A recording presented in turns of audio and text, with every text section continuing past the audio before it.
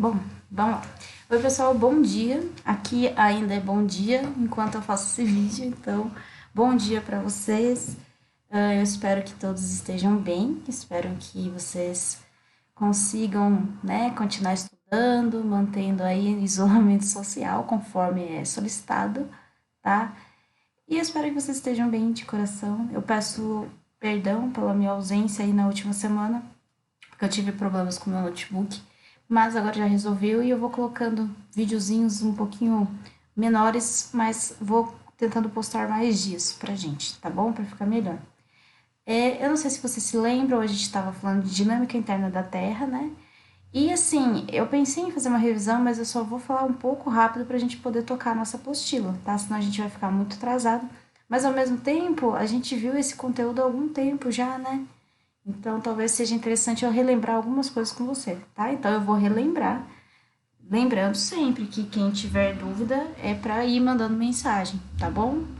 Então, vamos retomar. Dinâmica interna da Terra. A gente falou que existe um dinamismo entre as camadas, né? Que existem estados diferentes, né? Ora uma camada é sólida, a outra é líquida, outra hora ela é sólida novamente. E essa composição de diferentes estados aí faz com que elas tenham uma conexão entre elas, certo? Que exista uma dinâmica que acontece entre elas, tá? Então, ó, a gente tem aqui, a gente trouxe dois desenhos para vocês entenderem aqui. A crosta, o manto e o núcleo são as três camadas que a gente precisa lembrar que são da Terra, tá?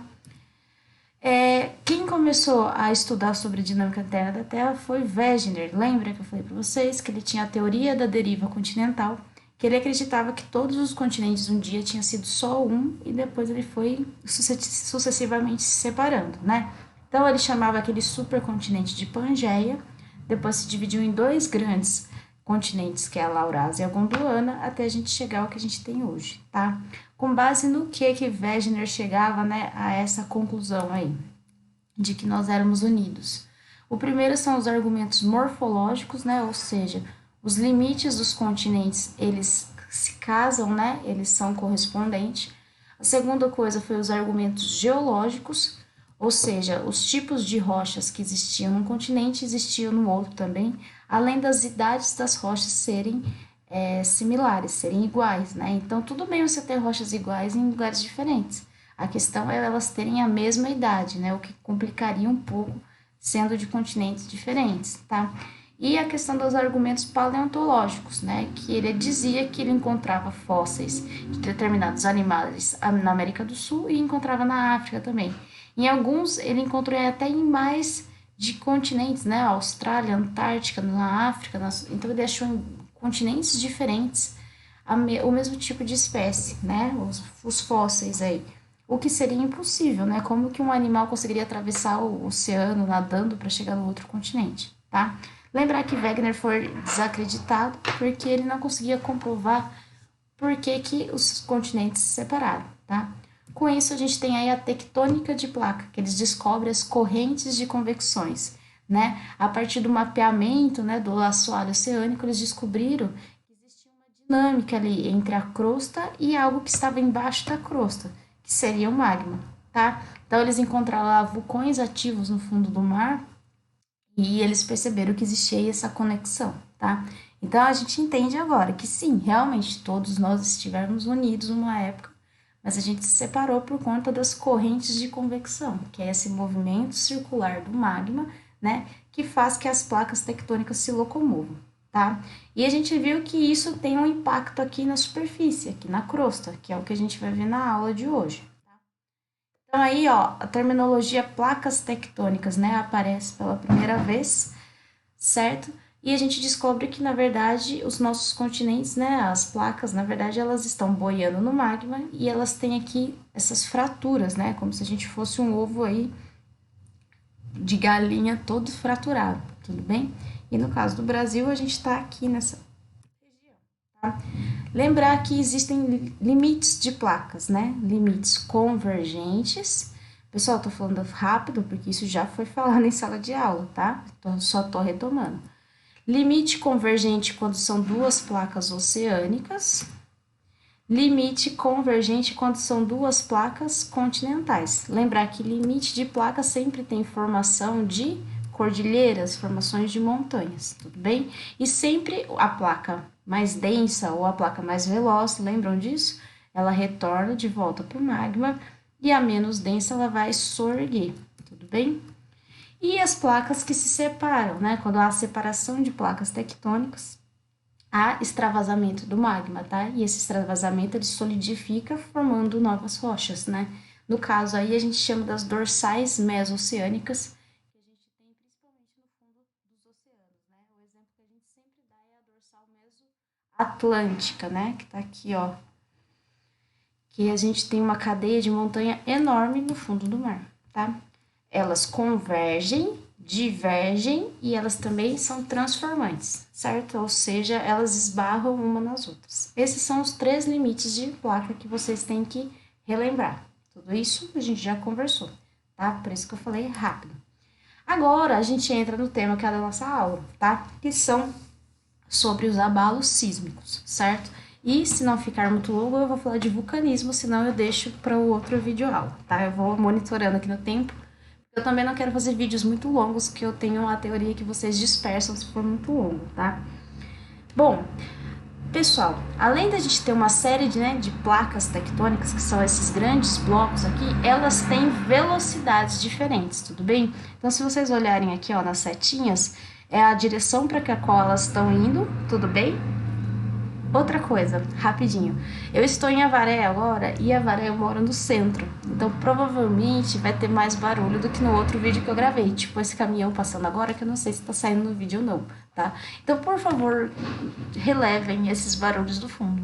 Please. Obrigada. Voltando. Então são a direção, né, que as placas estão indo. Tudo bem? E a velocidade delas, tá? A velocidade são diferentes, tá vendo? É quantos centímetros por ano essas placas andam. Então, se a gente pegar aqui o exemplo brasileiro, né? A gente vê aqui, ó, que a placa sul-americana, ela avança aí 10, 11 centímetros na placa de Nazca, tá? Em contrapartida, de Nazca, ela tem uma velocidade de 6 centímetros por ano, tá? Então, as placas, elas têm velocidades diferentes, tá? E o que isso tem a ver com abalo sísmico? Então pense aqui comigo. Abalo sísmico é os terremotos, tá? É esse nome bonito que a gente dá para terremoto. É tsunami também, professora? É. Abalos sísmicos ele pode acontecer tanto no continente como ele pode acontecer também no oceano, tá? Então imagine isso daqui. Eu gosto sempre de fazer essa aula na lousa, né? Então eu vou tentar trazer aqui para vocês, certo? Pense aqui em 2 placas tectônicas, né? Para ocorrer terremoto, tem que ter choque de placa tectônica, bem? Então, o que acontece? Você tem aqui 2 placas tectônicas, né? E como a gente viu ali no slide anterior, elas têm velocidades diferentes. Então, você tem aqui 2 placas e pense aqui que uma vai se chocar com a outra, tá? A placa mais rápida, mais veloz, vai vir e, pum, choca-se com a outra placa, tá? No momento que essas 2 placas se chocam, pessoal, tem uma grande liberação de energia, tá? A gente sabe aí que as placas tectônicas, elas têm por volta aí de 100 a 200 quilômetros de espessura, tá? Então, pensa comigo, né? 200 quilômetros de espessura de material se chocando, né? Não vai ser um tremorzinho fraco, vai ser um tremor, né? Você tá falando de um material muito grande, tá? Então, a liberação de energia que acontece é muito grande, tá? E essa liberação, ela pode ser muito profunda e ela pode chegar até a superfície, como ela pode ser um choque mais superficial e também chega na superfície, tá? Então, no momento que tem essa liberação de energia, é como se a Terra vibrasse, tá? E essa vibração, ela vai chegando, chegando, chegando até a gente sentir ela na superfície. No momento que essa vibração chega na superfície, é o que a gente chama de terremotos, tá? O que é importante a gente saber? Que aonde ocorre o choque da placa é chamado de hipocentro. Eu não marquei aqui, na verdade eu achei que na figura tinha, né? Mas onde está escrito foco aqui é o hipocentro, tá? E conforme ele vai subindo, ó, as vibrações, as ondas vão chegando até a superfície, o ponto que ela atinge a superfície é chamado de epicentro, né? Geralmente quando a gente vê aí no jornal, é muito comum, né? A gente ouvir, o epicentro foi na cidade tal, o epicentro foi no centro da cidade tal, tá? Que é a localização da onde a vibração chegou, tá? Então, de novo, hipocentro, procurem na internet, e aqui é epicentro, tá? Bom, pessoal, a Terra, ela constantemente está sofrendo com pressões, né? E isso faz com que ela tenha vibração praticamente o tempo inteiro, certo? Só que existe uma intensidade, né? Às vezes essas vibrações, elas são mais fortes e às vezes elas são mais fracas, né? Então, o terremoto que a gente sente, né, e o grau de destruição dele varia muito de acordo com a intensidade, tá? E como que a gente mede isso? Isso aqui é muito comum a gente ouvir também no jornal, né? Ah, foi um terremoto de escala 7, foi uma escala 8 na escala Richter, né? O que, que quer dizer isso? É as intensidades, beleza? Então, se acontece aí um terremoto de magnitude 1, 2 ou 3, geralmente não é sentido.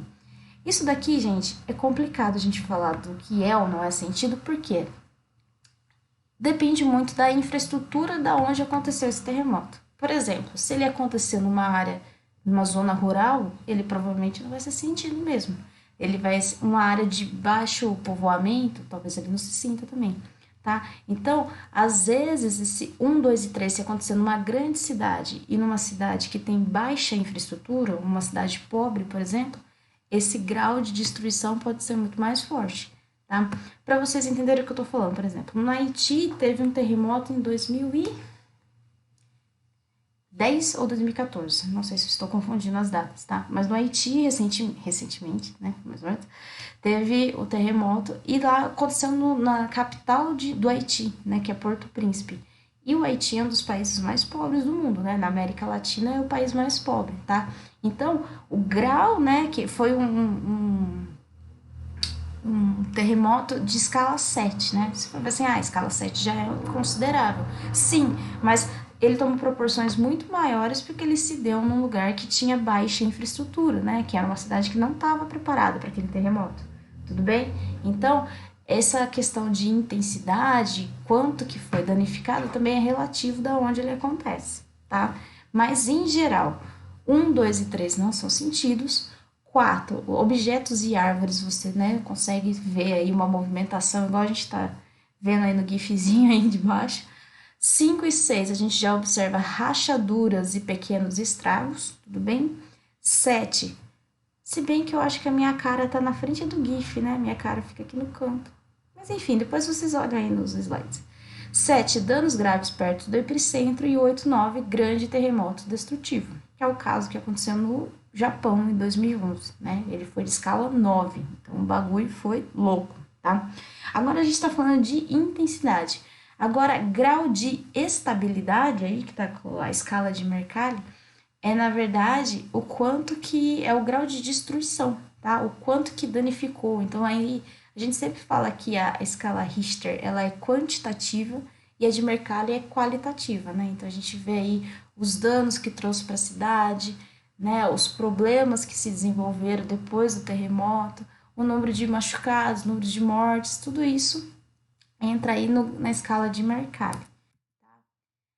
Pessoal, aonde acontecem os abalos sísmicos, né? Os epicentros. Então aí a gente tem o limite de placas tectônicas, tá vendo?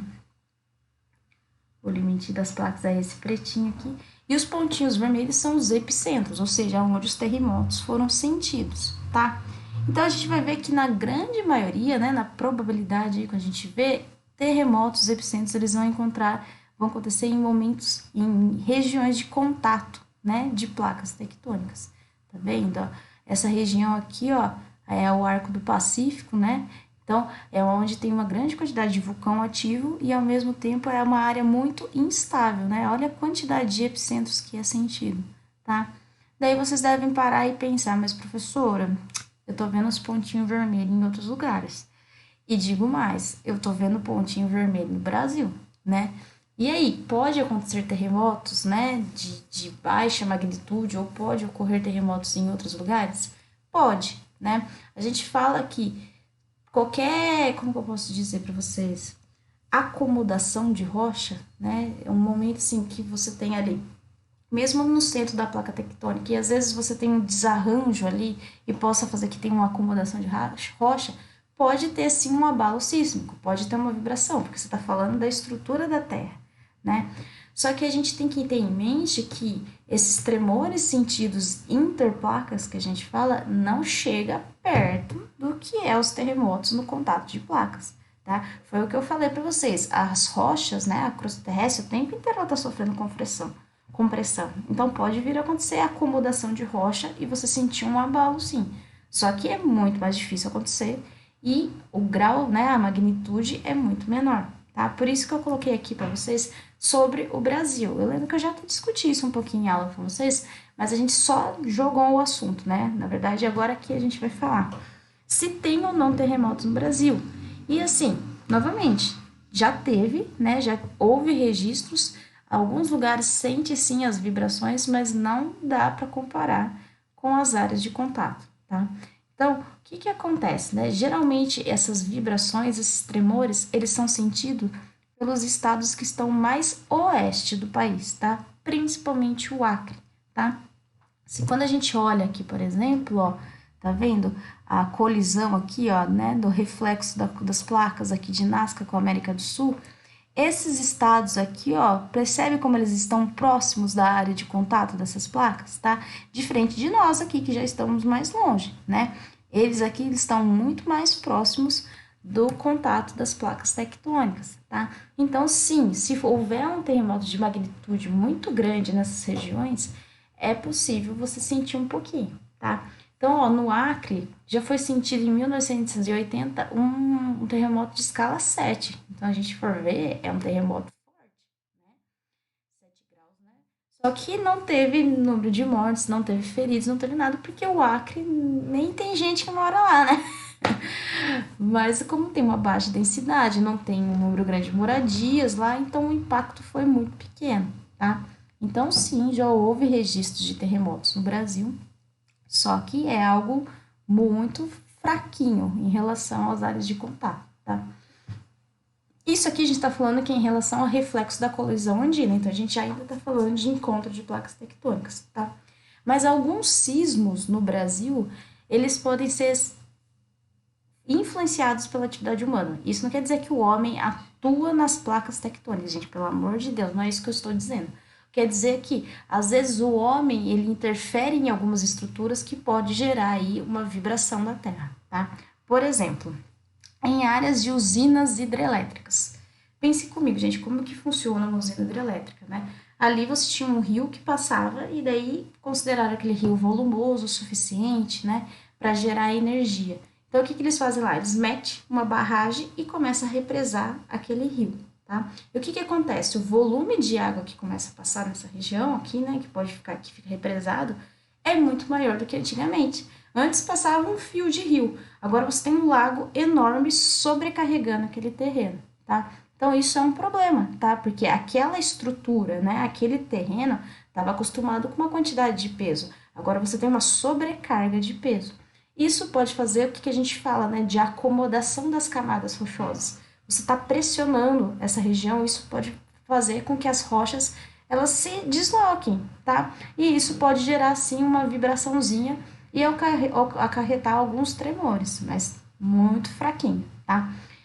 Em áreas de mineração, né? Então, quando você está, por exemplo, na região do Brasil, quadrilátero ferrífero, a exploração de minério é muito grande, né?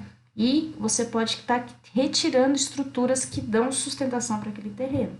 Então, quando você tira, né, aquelas camadas de minérios de ferro, você pode estar desestabilizando o terreno e pode ocorrer, sim, algum tremor, tá? Tanto que em Mariana, não sei se vocês lembram, né, da Samarco, que destruiu parte da cidade, teve infinitos danos ambientais, sociais ali, e eles acreditam, né, existe o registro de que houve um tremor um pouco antes da barragem se romper, tá? Então eles podem dizer que talvez possa ter acontecido da barragem ter se rompido por conta dessa acomodação das rochas, tá?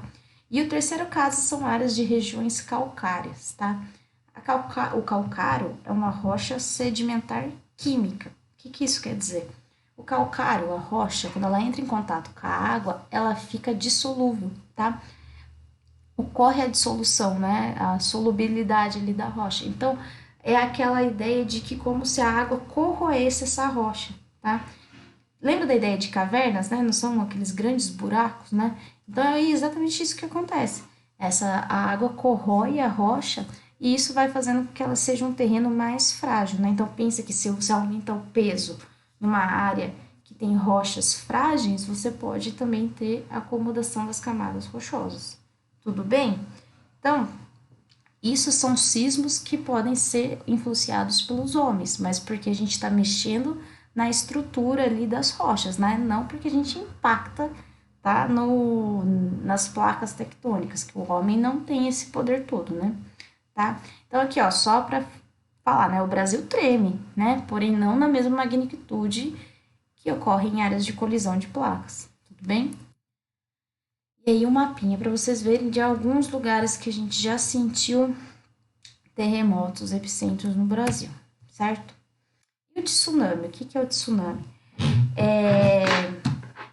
Tsunamis são os abalos sísmicos que acontecem em lugares oceânicos, né? Então, quando as placas oceânicas aqui, elas se chocam, tá? É a mesma coisa, pessoal. Então, pensem lá em dois materiais, né, de 100, 200 km de espessura se chocando, né? No momento do choque dessas placas, ocorre a vibração aqui da Terra, né? A liberação de energia. A diferença é que aqui em cima eu não vou ter continente, eu vou ter água, né? E é por isso que é sempre muito mais catastrófico quando a gente fala, né, de tsunamis, né? Porque daí agora você tá vendo ondas gigantes, né? Além da terra tá tremendo, tá chegando uma quantidade de água absurda no continente, tá? Professora, não existe os sismógrafos, né? Não dá para prever quando acontecem esses eventos? Não dá, pessoal, porque o que que acontece? Vamos voltar aqui um mapa só para vocês entenderem. Os sismógrafos, sim, eles medem, né, essas ondas, essas vibrações que vêm da Terra, tá? Mas como que a gente vai conseguir monitorar aonde essa placa vai se chocar, tá? Porque pensa aqui comigo, ó. Vamos pegar de novo esse exemplo aqui, ó. Pega o finalzinho da América do Sul aqui e vai subindo até a América do Norte. Tudo isso aqui é um limite de placa, tá? Vocês concordam comigo que o choque pode acontecer em qualquer ponto dessa placa? Tá? Então é muito difícil a gente saber aonde elas vão se chocar. Por isso que a gente não sabe quando vai acontecer terremotos e nem tsunamis, tá? Por exemplo, aqui nos Estados Unidos, né, que eles têm aquela placa transformante, né, que é a falha de San Andreas, nunca sei que eu falo errado, mas eles até têm GPS de automonitoramento aqui para saber quando pode vir a acontecer um terremoto. Só que acontece, gente, esses GPS, eles estão na superfície, né? E lembra que a gente conversou, né, que a gente tá quando a gente perfurou a crosta terrestre, a gente viu que a gente só conseguiu tirar nenhuma casquinha da Terra, tá? Então, monitorar aqui só da superfície também não adianta, porque muitas vezes o choque pode ser muito mais profundo e o aparelho não vai conseguir medir, tá?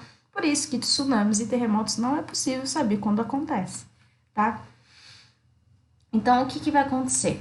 O primeiro, lógico, né, já tinha acontecido tsunamis antes, mas o primeiro registro, né, jornalístico que a gente tem do primeiro tsunami que se houve, né, foi em 1960 em Chiloé. E olha o que aconteceu. Olha que cagada, desculpa a palavra, mas é. Começaram a sentir tremores nessa ilha de Chiloé aí no Chile.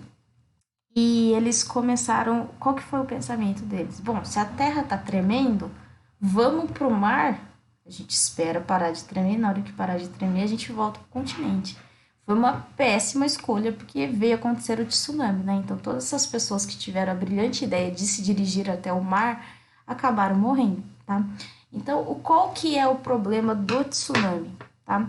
Quando ele ocorre, né, o choque das placas tectônicas e ela chega na superfície, em alto mar, as ondas geralmente elas têm menos que 1 metro, tá? Por quê?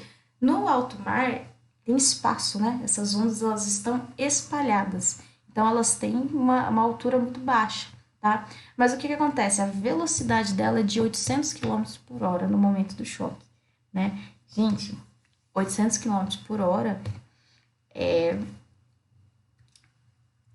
um avião, né? Então, essas ondas, né, vindo em altitudes relativas baixas, né? Porque 1 metro também já é uma onda considerável, mas numa velocidade muito grande. Mas o problema que tá é o quê? Que na hora que elas começam a chegar próximas do continente, o que acontece? A área vai ficando menor. Então vai tendo um acúmulo maior dessas ondas, tá? Isso vai fazendo que elas tenham altitudes maiores, tá? Então elas podem chegar aí até 20 metros. Elas freiam, né, a velocidade, elas não chegam mais naquela velocidade tão alta, porque vai esbarrando nas rochas, né, conforme vai chegando próximo do continente, a gente tem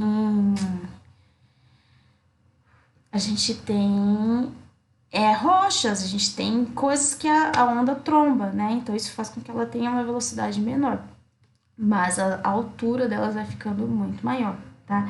E o que acontece, né? O grande problema do tsunami é que as pessoas não sabem como reagir, né? Eu não julgo, porque eu também não saberia, tá? Mas o mais correto quando tá ocorrendo o tsunami é você ir para uma área mais alta que você conhece da cidade e daí para tentar se socorrer, né? Mas a questão é que as pessoas não sabem como reagir, né, a um tsunami, né?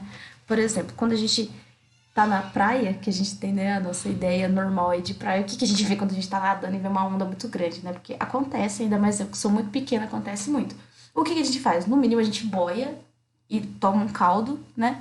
Ou a gente fura a onda. Já fiz isso várias vezes, quase morri afogada várias vezes, mas a gente fura a onda. Só que o que acontece? A gente tá lidando com onda de 20 metros, né? Difícil boiar uma onda de 20 metros. E a gente também, como que a gente fura uma onda, né? Porque além delas serem muito altas, numa velocidade muito rápida, elas têm quilômetros de como eu falo, de extensão, tá? Não é extensão a palavra, de comprimento, de extensão, né? Então são quilômetros de comprimento de onda, né? Aqui aconteceu, por exemplo, no Japão, estima-se que ela tinha 2 metros e 2 quilômetros e meio de extensão. Como que fura uma onda de 2 quilômetros? Haja abraçada, né? Tem que ser o Phelps, tá? Então por isso que existe esse problema muito grande aí em relação aos tsunamis, tá? E eu trouxe aqui para vocês o que aconteceu em 2011 no Japão.